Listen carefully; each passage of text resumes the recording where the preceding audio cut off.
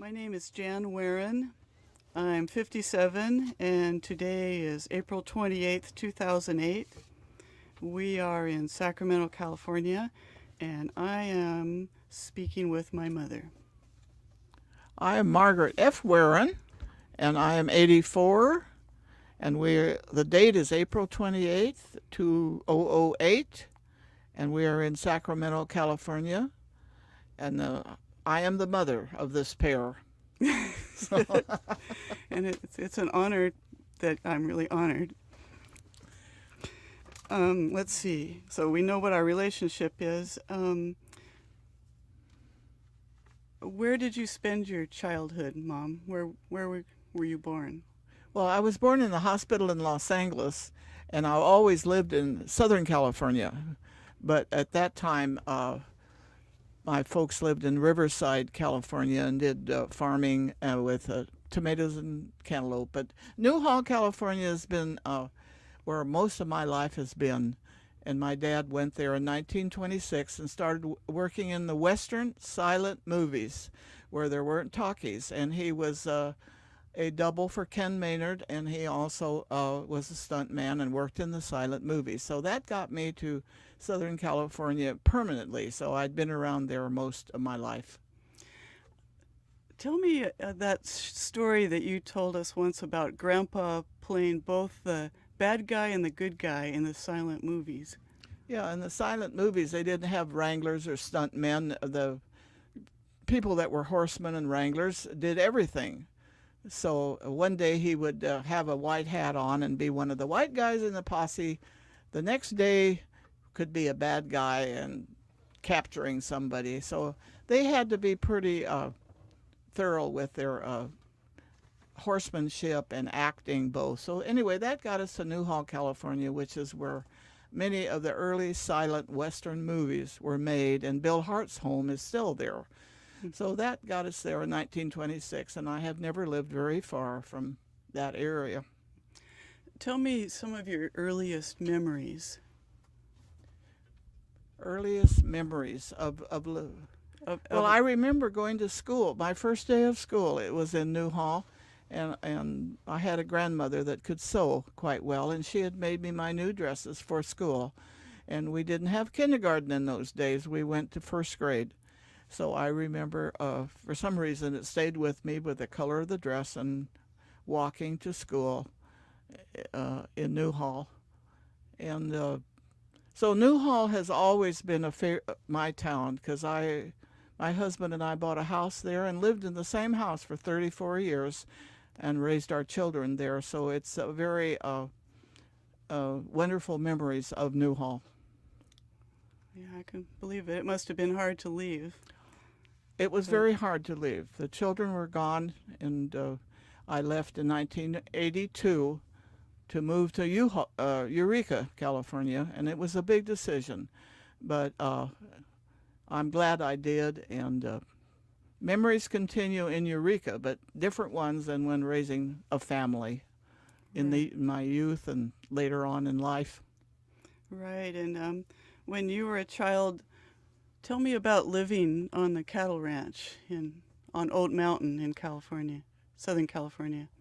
Yeah, that was a very different life than most people could even imagine in the late 30s and 40s. My dad took over the foremanship of a large cattle ranch on a mountain range, the Santa Susana Range, which ranged from Newhall over the ridges to Chatsworth. And he had to go in and get the fences built and the corrals built and a house in order and water into the cabin and all that before we could move into it. And that was only 8 miles from Newhall. And so that became my life for many years. I really took to horsemanship and helped with the cattle and worked with the men working with the cattle, the branding. I'm more or less turned into the veterinary and could handle about any kind of injury that the horses would have or anything. But the problem there was that in the younger years, we could not get to school because the roads were not passable in the winter. So the county and the owner of the cattle ranch supplied a full-time teacher for my brother and I. So we had a private teacher for 5 years, And they had to be special kind of teachers to be in that, out of the country, and not have all the, of course this was back in the early 40s, so there wasn't all the things then that we have now. But anyway, I had a wonderful teacher that stayed with us for the last 3 years, and so a lot of my schooling was with those 5 years until my mother lived both places, because I was the oldest of 3, and so she had the other 2 brothers. My 2 brothers wanted to go to school, the regular public school, so she moved to town so that she could, but they stayed together and we'd be back on weekends. Tell me more about the school. What was the name of this provisional school? It was called Mary Logan Emergency, and it was definitely different than anything. The owner of the cattle ranch paid half of the teacher's salary, and the LA County paid the other. So it was a very unusual situation. So we didn't have the social things, of course, that and be with other children like we should have been. But people didn't do that as much in those days, but we were pretty remote. Sometimes if we couldn't get out, my dad would have to go out with a buckboard and a team and get to town, which was 8 miles away, and bring us back food. So it was a learning experience for everybody, and I treasure those memories. And I remember you're telling me about the winter time sometimes when he would go down with a string of horses and maybe be gone for a couple days, and you maybe hadn't had any candy for a while, and he would bring back a special candies for you. Yes, I will always love Baby Bruce, and my mother loved Milky Ways, which were 2 of the favorite candies of those days. And so that was, people don't realize that if they haven't had it, to know what it is to not have those things. So anyway, that was, and sometimes planes would go down in the fog, and he at one time took out all the passengers from a United airplane that went down, and horsemen were up looking for the plane crash that was down, and we had no phone at that time, so we didn't know. And he ended up in the Life magazine with the bodies in the air, in the buckboard, taking the bodies out. So that was another big experience. And he also was at the San Francisco Dam disaster, didn't he go help yes, there? he helped rescue, well, most of the people that weren't rescued, they were just bodies that were washed from the San Francisco Dam that gave out in the Newhall area. And they had them up in trees and everywhere, and he worked on that too back in the late 20s. Wow. And what about your grandparents? Do you have any other memories of them? For example, I know that you liked to go and have lunch with one of your grandmothers. That was an early memory. I suppose that is my earliest memory. I must have been 3 or 4. I don't know when the memory brain takes off, but I just remember we didn't have lunch meat in those days, and the earliest lunch meat I remembered was dried beef in a little jar. And that was a big treat for me to, and this was in the LA area, and we would walk to town, and I would get the lunch, the dried beef in the lunch for lunch. I just still remember that. I don't even know if they still have it. But I do not have any memories of my dad's parents. They left Missouri, and there was a mystery there, so I don't know anything too much about grandparents. But that grandmother, I'm named after. My middle name is Florence, and I was named after her. So I remember her very fondly. Oh, good. Tell me, what were your favorite things to do when you were a kid, or a horsewoman on Oat Mountain? Like, what is a favorite story of yours? Well, I guess it was gathering flowers for my mother. My mother was a strong Christian woman that had the glue to keep us all together through rough times. I mean, we were lucky if we had enough water, because if you were weaning calves from cattle, the livestock came first, always, and you had to have the water there. And my mother loved flowers, so she made the most of iris and roses and loved the wildflowers. So we always had the red holly, and sometimes holly grew up on the hillsides and hard to find. And so if I was horseback, I knew where those bushes were, and so I would get the holly for her. And of course then there was Mariposa lilies, which came out. And so I guess my mother was a dynamic memory for me, because she was always a cheerleader for whatever her children wanted to do. And she had some rough times washing on a washboard. And so as far as fun, we didn't have all the things that they have nowadays. And I don't believe what all the children have nowadays is the right thing for them. They're not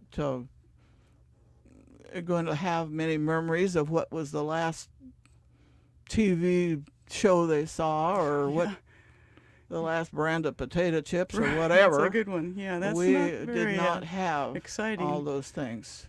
Yeah. Tell me about Grandma's kitchen. How did they run the house? Well, of course, she had a wood stove, and we cut abundance of oak. It was much oak wood, but you always had to have kindling to start a fire.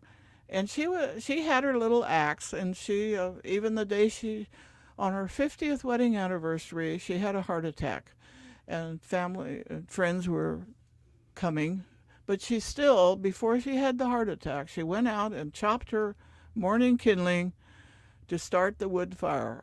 And she had her own little pot that she put her coffee in, and so she could cook up a mean pot of beans, and we ate a lot of venison in season, and we made jerky out of that's dried. We cut the meat in strips, and we had a long porch and wires to hang the jerky on. So we ate venison all year long as dried meat. Mm-hmm. Because at that time we didn't even have electricity then. We had coal oil lamps, and later years we did get electricity in. But when we first moved up there in the late 30s, we did not have electricity, so we had coal oil lamps, and she cooked on the wood stove. And I wrote a little story about my mother's wood stove, and it seemed to grow with age like she did. And even in the end, she had to prop the oven shut, but she knew how to bake those cinch cakes and cook roasts, and so she kept us all going. There was no doubt about it. She was a good grandma. Yeah, she did. And that story you wrote was really good. See, I'm the one who's going to fall apart. But you're very skilled as a writer, and that was an awesome story about the wood stove that kind of aged the same way that Grandma did. Yeah, I'm quite proud of that. I feel the Lord led me. It was one of the first stories I wrote, and it is the one that I am the proudest of, because it collapsed in a heap after that, just soon after the time that she died of her heart attack 1 week later. So yeah, it was timing on that was good. Yeah, turn the page here.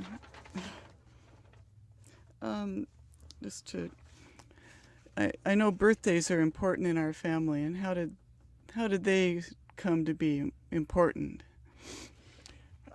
Well, birthdays I inherited because it was for my mother. She loved to write. She loved to send cards. She would send cards to people and remind them it was their birthday when they would just as soon not remember it, I guess. And I just started doing that too, more so than Christmas. I like to keep somebody's birthday a special time for them. Mm-hmm. And I just have always done that, and I think I inherited from her. Okay, well, I know one of our main subjects we wanted to talk about was your time as Rosie the Riveter, And so tell me about working at Burmite Powder Company. Well, when the war broke out, and all the work that I had ever done in my life was working on the ranch. And so I hadn't been exposed to other schooling or working with other people or other jobs.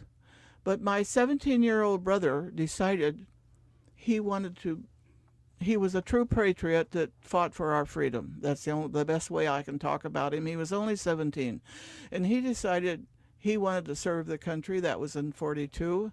And he joined the Seabees, which is a Navy construction outfit that go ahead of the war zone on these islands and make this landing strips for the airplanes that land, that have went out to fight the Japanese. So my folks had to sign for him to go.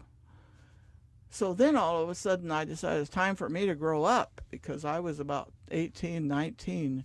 So in the nearby town of Saugus, California, which is right next to Newhall, they opened a ammunition factory.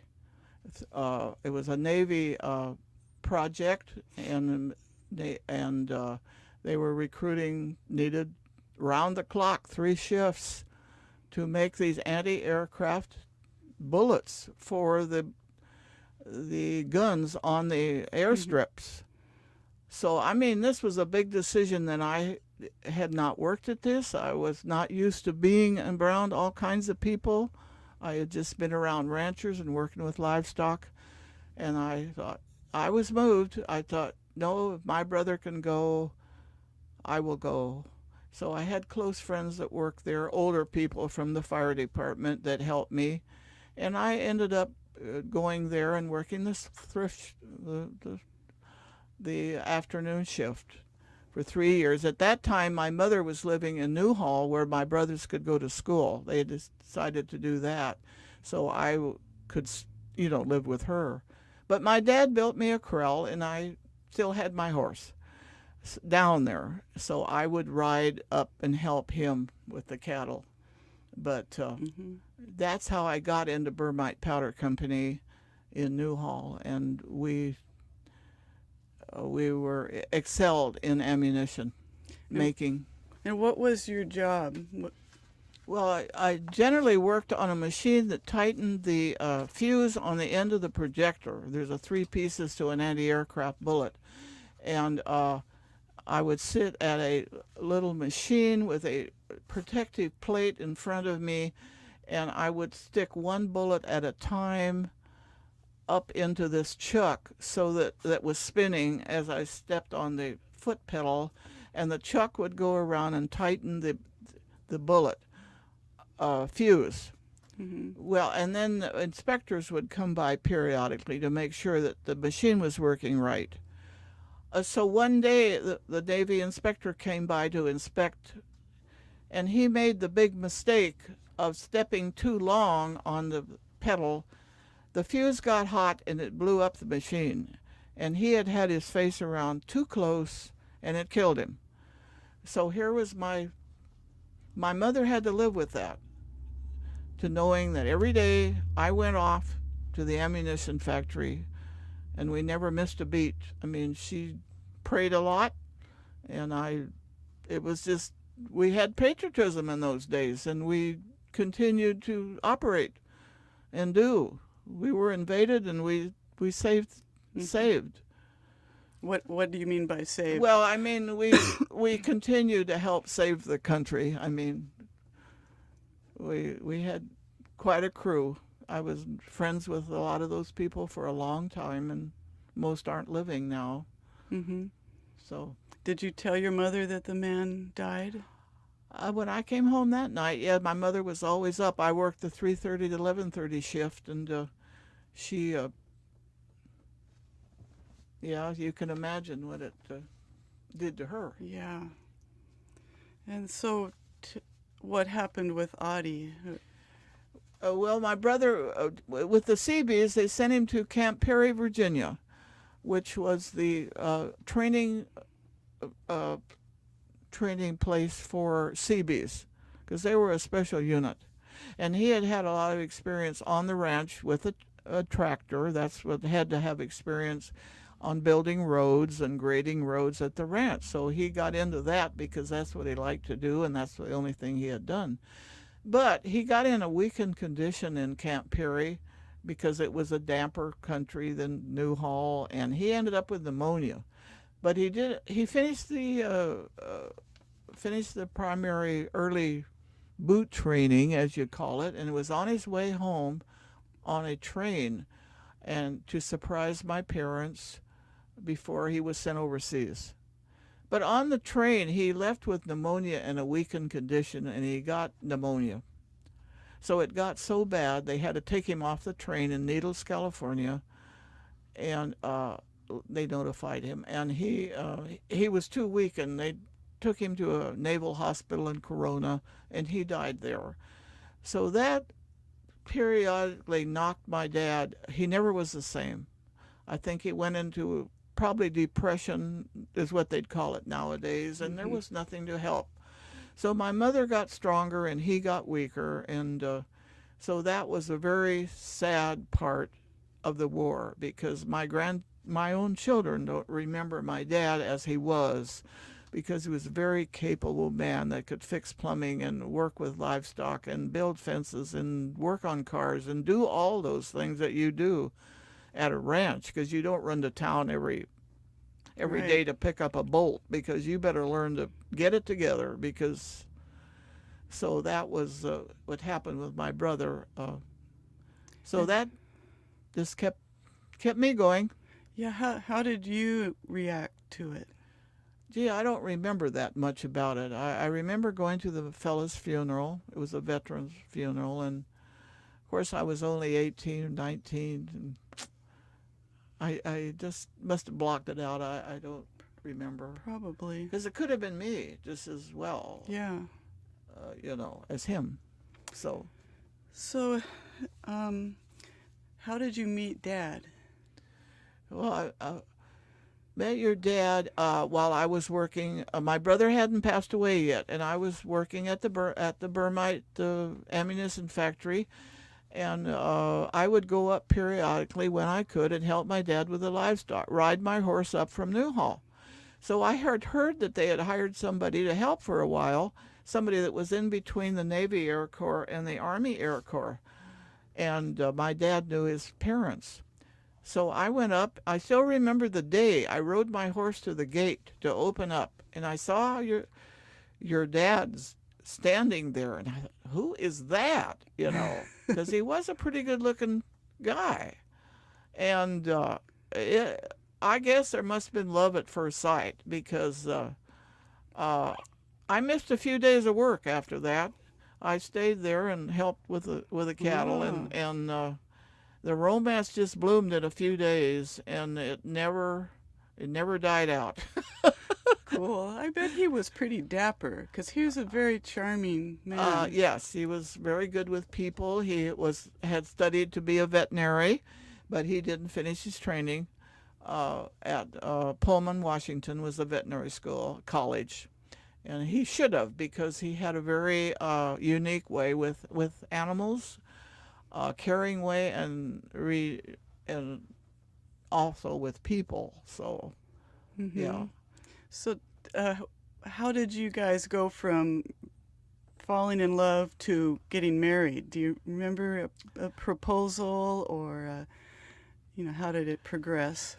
Well, he had to leave soon after to go he was studying to be it went into pilot training, and they sent him to Denver or somewhere in Colorado after that, and I just stayed and worked at the ammunition factory, and so he did not complete his training. He got into some trouble, and he did not complete his Air Force training. He stayed in the Air Force, though, and until the end of the war in 1945. Yeah, we had only been married 3 months.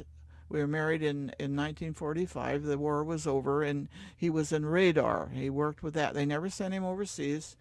We went up to Spokane, Washington from Fresno. We were married in Fresno, and he went to Spokane, and I got to travel with him up there, and we were there for a few months, and then the war ended, and so then we came back south. I remember you're talking about your mother putting you on a bus and you went up Yeah, it was wartime. by and yourself. we were married in a chapel on the Army base in Fresno. And both the mothers put me on a bus in Newhall, and I went up to, I bought a lavender dress. I'll always remember it because I like lavender and purple. And I bought this dress in Fresno and had large lavender flowers on it. And we were married in the chapel there. And so I got to stay with him. And we lived there for 3 months. And then he was sent to Spokane and finished his Army Air Force training up there and then was discharged. So eventually you had us 3 wonderful children. So how did that come about other than the ways that we know? Well, you're the oldest of 3. I was married for 6-7 years before you came along. Then I decided years are growing.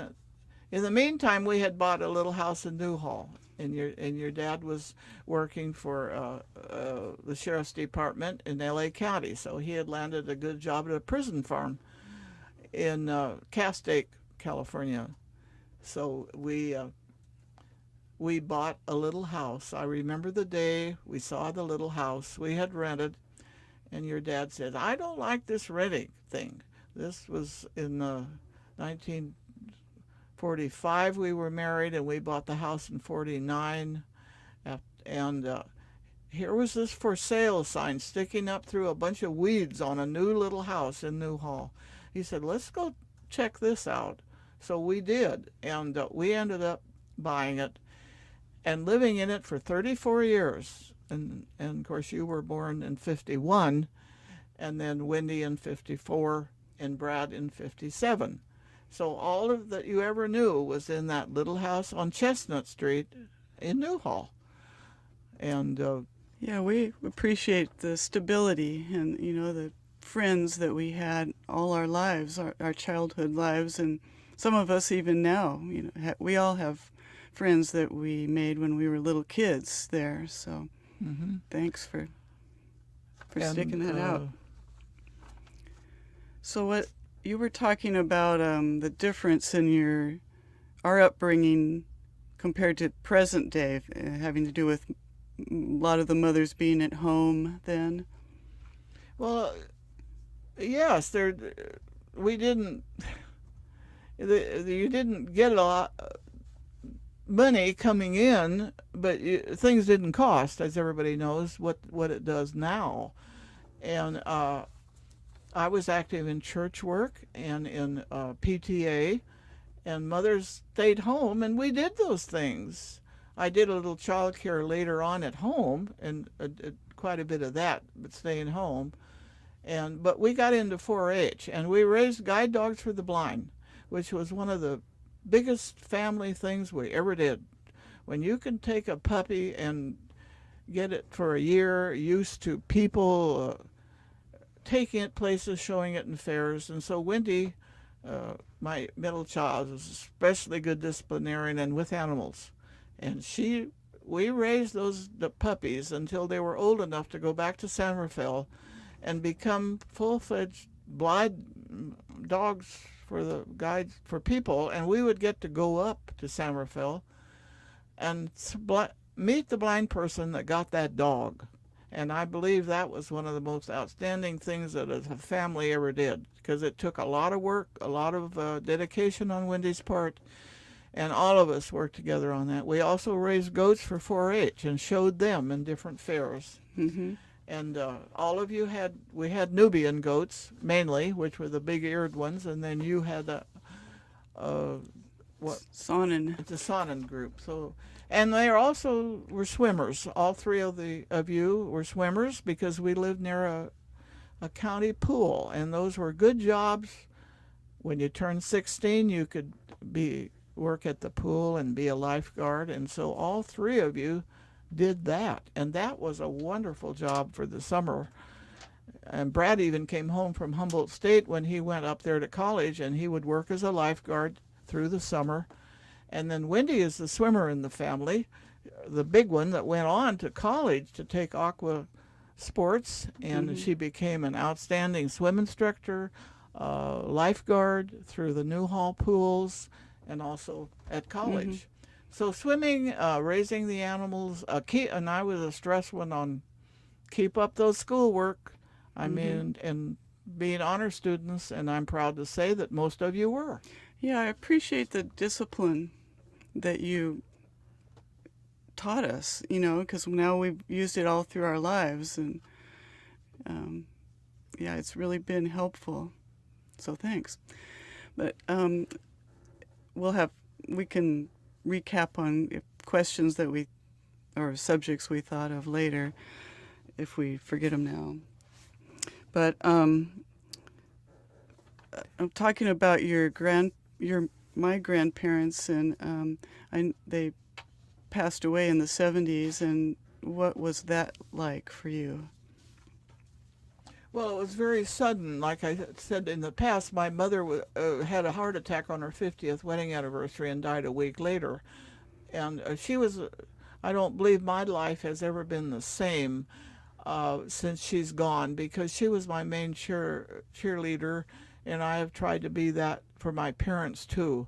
But she was a very strong Christian woman that she used to light candles, and people would come from distances to talk to her, pray with her, and ask for her advice. And she just was very unique, the life she built for herself, and in the early years when we were all home with her. Yeah, we kids loved her. She was very kind with us, and we knew that she just really looked forward to us coming every time we came. We felt very special and had a great time. Even, she wasn't taking us to Disneyland or anything. She was maybe just taking us up the road to look for Johnny Jump Up flowers, but that was a special thing, right? Because it was her. The memories of her are special. Yeah. So not long after your parents passed away, you moved. So tell me about moving, what it was like to leave your home of so many years, and how you dealt with your new home in Eureka. Well, that was a big decision, but it all came step by step. In the meantime, I had divorced because my husband had got involved too much with alcohol. And it isn't something that happens all of a sudden. It gradually gets worse, and you get addicted to it, or you cut it off completely. Well, he would try, but he couldn't cut it. And it ran into too much mentally, financially, and every other way. And so then my health started to fail with high blood pressure and so on. And Brad was the only one home. You girls were at college, and it was affecting him. And he has a great talent in music. In fact, he has a degree in music, a trumpet player. And I could see that it was not working. So one day I was led to say, hey, it's time to cut this out. So I divorced. And you can still love somebody and divorce them. You just don't have that much respect for them anymore, and your health is failing. So you better make a decision. It's going to be save Brad and go on and try to raise him alone, or something's going to sink. And so then I went to work taking care of elderly people and children and trying to keep it all together. Brad was up at Humboldt State then going, and you were getting out of college. And anyway, to make it short, when I would go visit Brad in Eureka, I would love it up there. It was so beautiful, and dry, hot California was. So I had an opportunity to sell the property for a big price. It was paid for. I got it in the divorce, and I fixed it up somewhat, and so I sold it to the first person that looked at it. I just thought the timing is right. So you children all planned a farewell party for me with my friends of all these 35 years over at the park where the kids had swam all their lives, and where we had 4-H meetings and preschool and all of that. So it was a real sentimental caring party that I will never forget. Because on the cake it said, Eureka's gain is Newhall's loss, and I always forgot that. So I moved to Eureka 26 years ago, and in the meantime, you transferred down there, and Brad is there, and his wife. And so I never regretted it. I got into a lot of volunteer work with the Rescue Mission, Senior Resource Center, and the Humane Society. So I'm completely involved in that kind of volunteer work, which I thoroughly enjoy. Great. It was a wonderful thing, and I'm really proud of you for all the things you've done. And for now, especially, you don't drive. You know, you're not rich, but you manage to do so many good things for people. Like, for example, lately with the women's shelter that burned down, you've gathered from all your friends and neighbors tons of clothing and children's toys, and just, you know, a pretty big production, a big donation from someone who appears to not be able to get things moved around. A person would think these days, because you don't have a car, but you just have connections.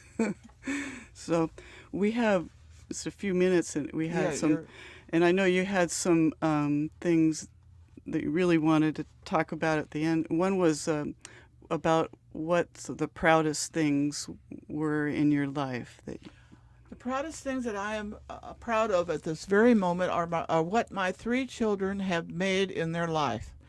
I feel that each one of us is born with certain talents, skills. Some we've inherited, and some we have honed ourselves.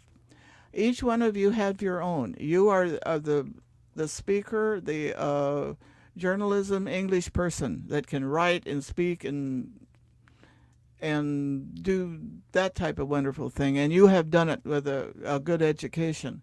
Wendy has homeschooled her children, and is a wonderful disciplinarian. She's now had a scholarship in her 54th year for a floral design, and she's just a wonderful, wonderful person that many of us love and admire a great deal. Brad is God-given talent in music, and he's also very artistic. He now is into bamboo. His backyard is a Japanese tea garden of all kinds of bamboo, and that is a big thing right now. So he and his wife are very, very artistic. They raise Angora bunnies, rabbits, and they knit, and they sew, and they weave, and they make all kinds of things out of the wool, and it's very expensive stuff. So he is very artistic, besides being a mechanic, and he took after my dad in those things. So I am most proud that my children are using their talents, skills, and education and making a living at it. Great. And I'd like to say what I'm proud of about you. Well, we may not have enough time to say everything, but for what you gave us, health. I know I often say thanks for making us eat salads and go to bed. And for curiosity, you're such a curious person. You know, you're so interested in everything that happens in the world, and always quizzing me about what's in the newspaper, the articles that I probably didn't read yet or ever will. And for toughness, for just not being a wimp, and, you know, pulling from your inner strength. And family, for being dedicated to your family and your friends. So thanks. And I think we have a minute or so, but are there things you thought of that you wanted to say that we haven't hit, or that you wanted to elaborate on? No, I've tried to hit it all. My memory is still pretty good.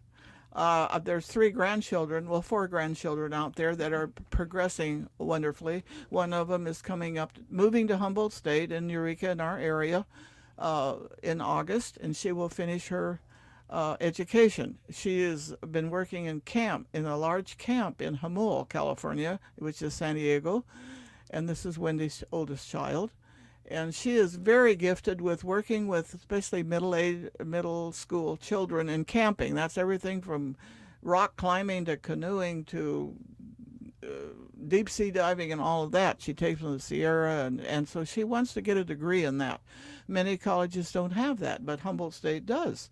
So she's coming up there, and hopefully in a couple of years she will get a degree in outdoor recreation and also sociology. So she is, and then Wendy has a son who is just super, my only grandson, and he and his wife, Wendy, has her floral design business with her daughter-in-law, and they get along beautifully. For a lot of families can't say how well they get along working together.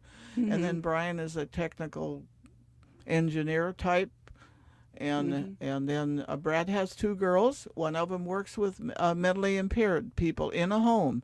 She does everything for them, and she's going to school learning sign language. And she's doing quite well at it, because sometimes she needs that as she works with some of these people. And so I get to see her quite often because she lives in Eureka. The other one has had some problems, but we will see her again. She moved to Oregon, and she's trying to work things out on her own. So that's just a little bit of the 4 grandchildren. Plus Rebecca, who's Rebecca is a foster child that Wendy has raised for several years. And she's done a marvelous job with keeping her in school. She is now 16. And so that has been a challenge. But Wendy is able to, and willing, and Tom also. I do have 2 great son-in-law and daughter-in-law who are pretty strong, super people. And we put up with each other quite well. We're all opinionated, but we love each other, and we put up. Okay, so we have 1 minute. Do you have a closing statement, or would you like me to? No, I think we've covered it. It's all in your corner. Okay. Well, I'm really honored, as I said, that you wanted to do this, and in the process of preparing, we've learned a lot about one another, even though we've known each other for 57 years. So, did we cover this pretty well? Pretty well, yeah. Was there ever any doubt? We kept you awake.